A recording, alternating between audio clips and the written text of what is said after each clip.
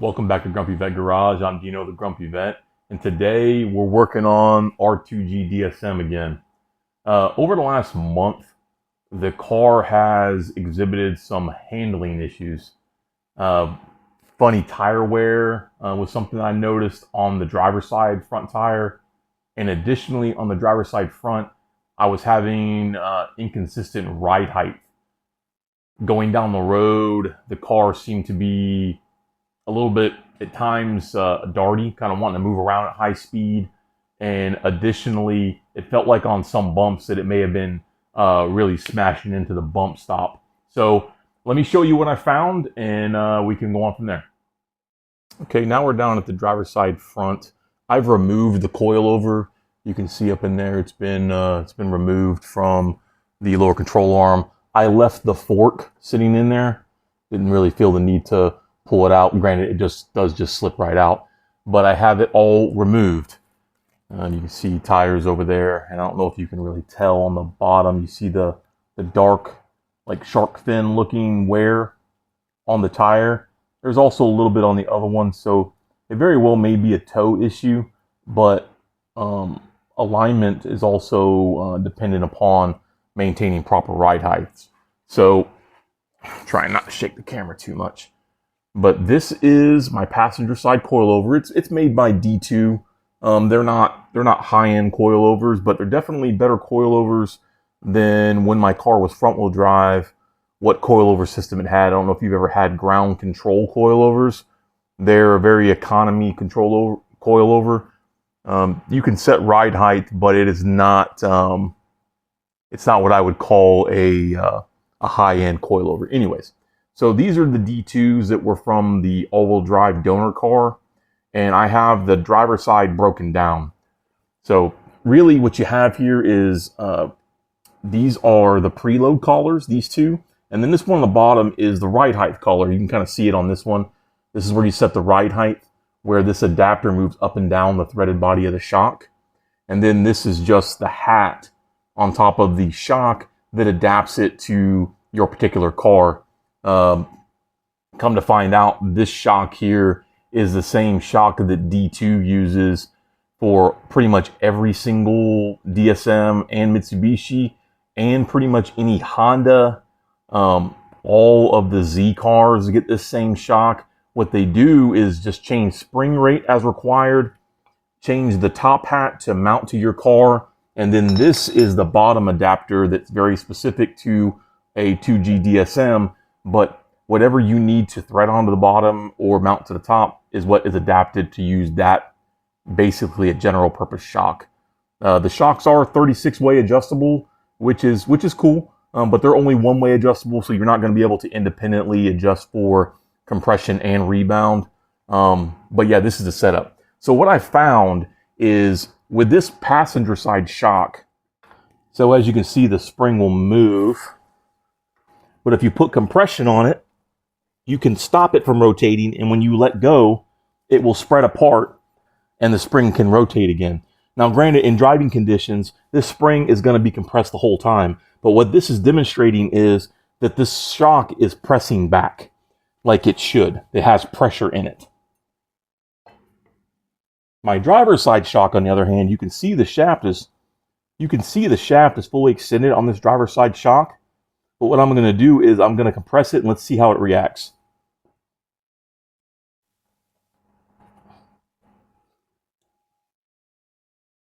And that gives a better representation right there. See how it's no longer extending?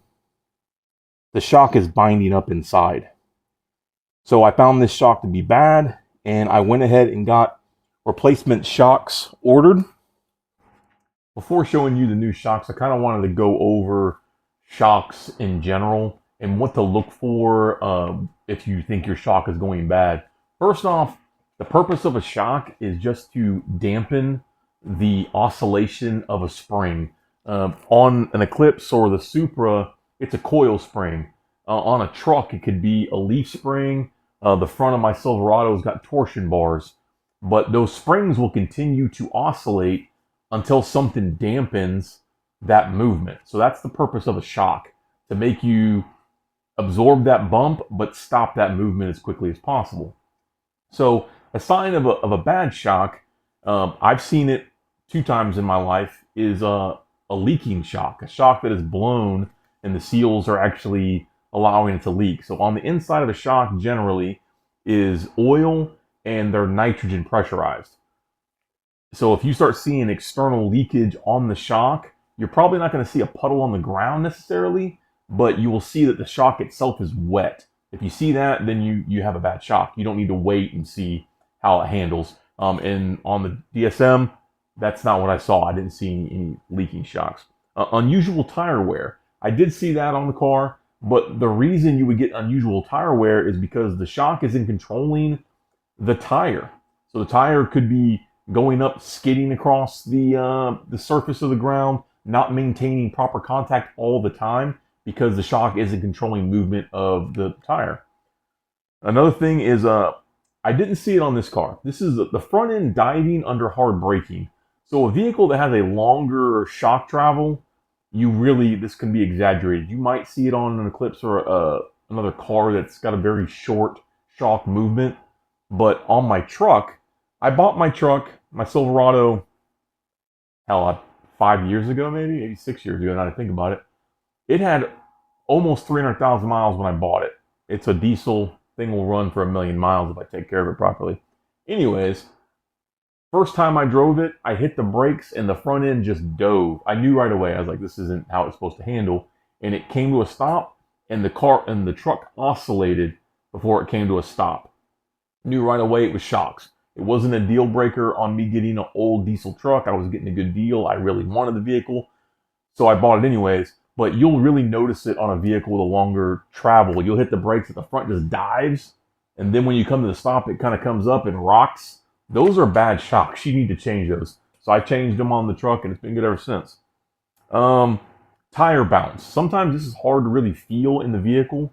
It may come across as almost like a vibration, but somebody external to the vehicle could see it. If your tire is just bouncing down the road and somebody's like, hey, I saw you earlier and the tire was just bouncing, that's a bad shock. I didn't have anybody say anything about that on my vehicle, but that's an example. Instability at high speed. So back to the bouncing or the lack of control, you're only connected to the ground by your tire. So if your tire isn't being controlled properly against the road surface, you very well are losing control. Now, I don't think that's exactly what was going on here. I think the binding of the shock, changing the ride height while I'm driving the car, allowing it to come back sometimes, not allowing it to come all the way back up to ride height, was changing the toe angle.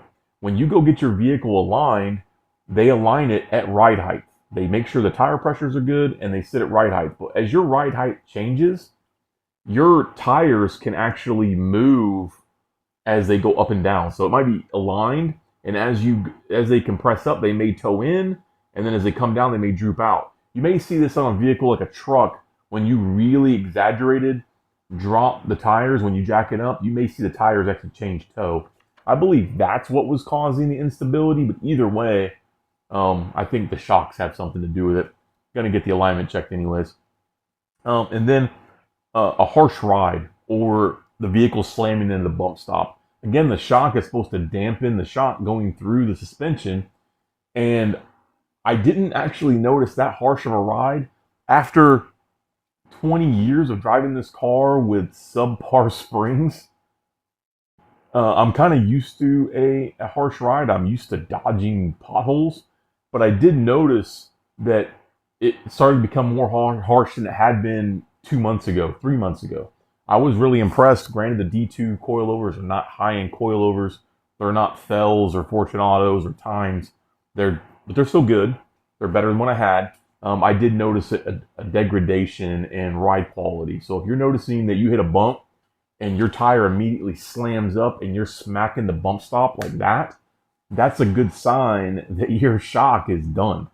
So I was getting a little bit of that, and then after finding out that I wasn't getting that good pressure pushback, and at times the shock was just straight binding up, that's a sign that this shock for these coilovers are bad. So I wanted to go over that and make sure everybody kind of understood like general what to look for with shocks. But let me go ahead and show you what I got. Okay, so you can see the new shocks. from D2 Racing. Just identical. It's the previous one. New hardware, a new washer there, but they are relatively affordable. More expensive than I would say something you would get from a parts store. So it's not as cheap as a parts store shock, but you got to remember these shocks are 36-way adjustable. But you know, comes with nice new hardware, comes with new dust boots, comes with new bump stops. So that's really good. But we need to go ahead and now assemble the driver's side shock, and I want to try to match it up to the existing setup I have here on the passenger side. So we're going to do one at a time and start with the driver's side. Before starting, something I forgot to mention, the placement of this shock or the spring preload perch here is important. It's here because with the shock fully extended, the spring is free to move, so it makes it easier for you to change out a spring without needing a spring compressor when you remove the assembly, but not so much that that it puts the shock out of the correct travel. So the shock is designed to run at a certain travel, and this perch places the spring so that it's user serviceable easily by you at the track or in your garage, but also puts the shock in the correct travel for the setup. So it's important that you don't move where this is. So we're going to try to line this right here up exactly the same so that the spring is, again, able to move for you to be able to remove it easily, but not so much that the spring is now placing the shock in the wrong travel.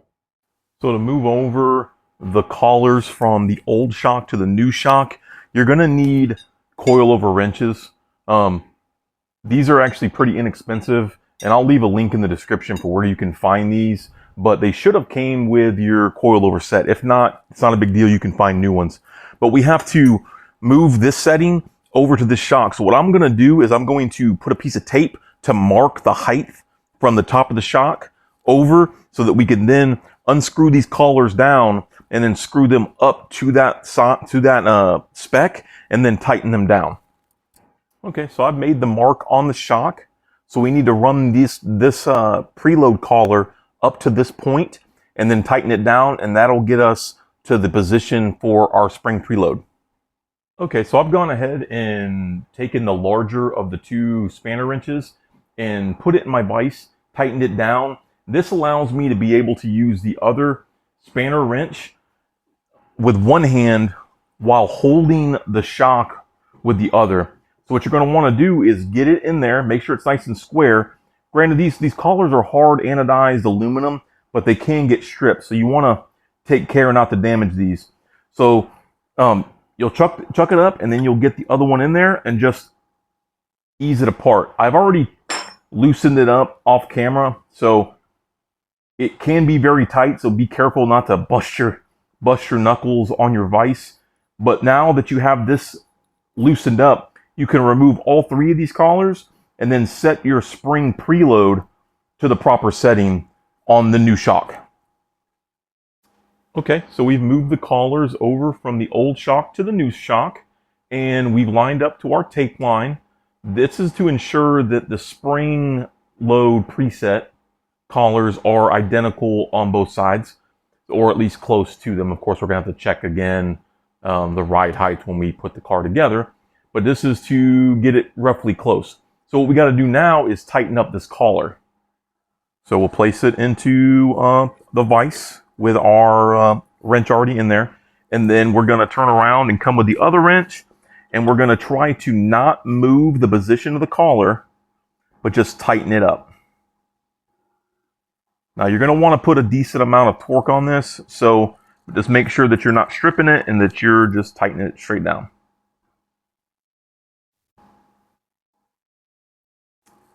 Okay, that should be pretty good. Okay, so now the pre-collar or the preload spring collar is set. Now we want to set the actual ride height collar. Now you're going to need to check this again when you put it actually on the car, but I want to get it in the ballpark. You don't want to run it too high or too low, and then when you go to put, or especially too low, and you go to put your car back together and the tires are practically hitting the fenders. So we're going to try to match it up. And the way I do it is, especially seeing how they're off, is you can take the collars and line it up to the other one, like so, and then you can run this down and then make the two collars match. And that is pretty good to my eye. Now granted, again, I can't stress it enough, you're gonna have to check it again on the actual car to make sure your ride height is good. But then all you have to do is utilizing one of your wrenches, holding this and tighten the collar down. You're gonna wanna hit this again on the car because we can't get a torque with our hand and a wrench on this collar as well as we could on the actual vehicle. So, but we want to get it close so we can put the shock back together. Okay, so our collars are set and tightened down. Now it's time to put the shock back together. So on the base of the shock originally was two spacers that went here on this collar. So I'm going to place those back right where they're at. And then we have a new snap ring, which is very tiny. This is very important. That's what sets this bottom collar, and you can see the recess right there for this to go into. So we need to go ahead and put that on. But before I do that, I'm utilizing the old bump stop, which is incorporated into this dust cover. I like this one better than this cover. But yeah, the bump stop is in here, so I'm going to utilize what came originally on the coilover. So we'll slip that down. And then you can see right here, that's the recess where the collar is going to go, the little snap ring collar, that I'll call it. So you'll turn around and take that, wiggle it down. Okay, it goes all the way down, and you see it actually locate right there. Just make sure you can see it. Locates right there in that groove. And then you take the newly supplied washer, and it's like a cone. So it's a cone at the bottom and then flat on top. We're going to put the cone side down, and you can see the recess. So that's going to go down, and it should pop in there, but it's recessed. It's in there. Now we're going to take the spring, and it probably doesn't matter, but I'm putting the numbers the correct orientation way. So we're going to place it like so. Like that. Okay, on your hat, make sure to ensure that the rubber isolator is actually on your hat. And then place it onto the shock assembly and make sure it's fully seated on both ends. Then you can come back with the washer and then a new nut. You want to use a new nut because it has a nylon insert to act as a lock nut, and you don't want this to back off. In this particular case, the D2 coilover actually has an Allen head in top to hold the shock from spinning when you tighten down the nut.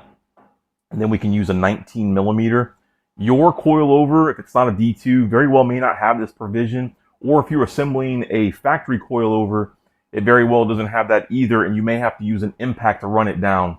The torque spec on it, in this particular case, is not all that important. You want it to be snug, but you don't want it to smash your rubber inserts. So the coilover assembly is together. I got the nut down. It's good and tight. I can still rotate the spring, which is good for when it's unloaded. Again, we still got to check these on the car, but this assembly is ready to install. So what I'm going to do is I'm going to match up and change the other side, and then we'll move on to the installed coilovers.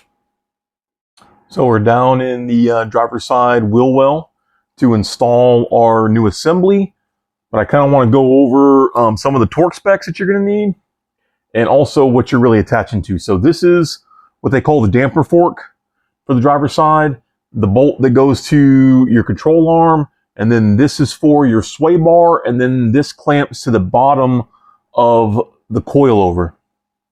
So just to go over it real quick, the sway bar bolt or nut that goes through there, that's going to be torqued to 28 foot-pounds.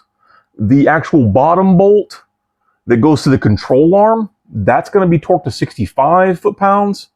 The top nuts, so the three top nuts that attach this to the top of the tower. Each of those are torqued to 32 foot-pounds, and then the actual shock actually clamped to the fork, that bolt is going to be 87 foot-pounds. So what I find the easiest thing to do is to not put these together separate or together, but actually take it and place it in and have it laying down to give you enough room to take the actual coilover and go up top. So you'll feed it through. You only need to get one nut started on top. So that keeps the coilover in place in the actual wheel well. And then with the bolt on the fork completely removed, because there's a groove for the bolt to actually sit in, you'll take the fork, bring it up,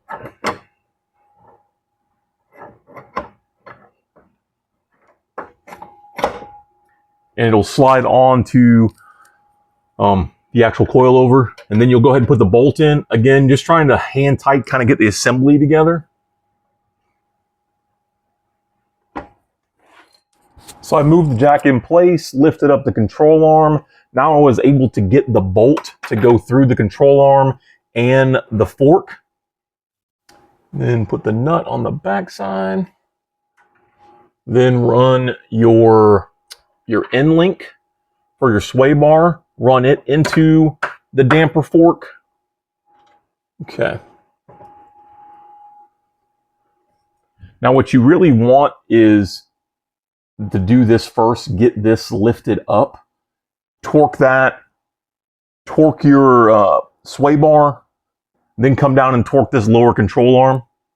And then move up top, because there's going to be under compression. You can turn around and torque the top nuts. You could actually wait until the car is on the ground to torque the top nuts, because the pressure is going to be pressing up on it, and that can, I guess, help with it. But I sometimes just wait till the end to do that. But now I'm going to go ahead and run all of this down, and then I'll come back. So the coilover is installed. The top nuts, those are torqued. The sway bar end link has been torqued, and the damper fork to the damper has also been torqued. What I forgot to mention was, yes, I gave the torque spec for the lower control arm, but you don't want to torque the bolt and this fork to the lower control arm until the car is sitting down at ride height. It can put a little bit of tension on the bushing and prevent the car from accurately sitting at ride height. But additionally, like in my case, I have polyurethane bushings. But if your car has rubber bushings and you torque to that rubber bushing, when you sit the car on the ground, you potentially could tear the rubber and or shorten the life of the bushing in general, because you need to torque it at ride height. So once we get the tires on, I do the other side and we get it on the ground, then we can come back underneath the car and then torque the lower control arm bolt. Before going any further, I want to remind everybody we have a merch store.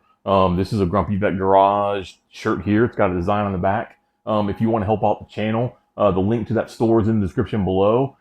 See what you like. I actually have hoodies on there, pullovers and zip-up hoodies. But if you want something, by all means, go over there and check it out.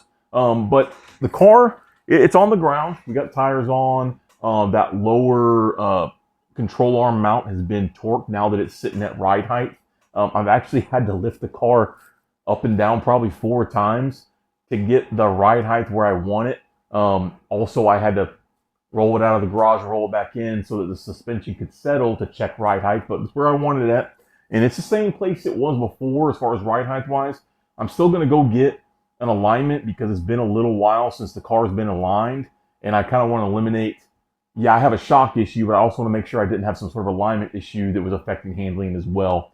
Remember, if you're changing the ride height of your vehicle, you're going to want to get an alignment to check that, because changing the ride height can actually change the geometry of the suspension and it can actually affect your alignment. So again, I hope I was able to kind of help you out. If you have an older car with some coilovers you've had on it for a while and the shocks are going bad, you can rebuild or refresh those shocks on those coilovers to get the ride that you got when you first got those coilovers. If you like this kind of content, please consider subscribing to the channel. sharing this video, liking this video. If you have any questions about what I did or some suggestions on what I could do better, please leave those in the comments below. But again, thanks for coming and seeing me in my garage. And until next time, have a good one.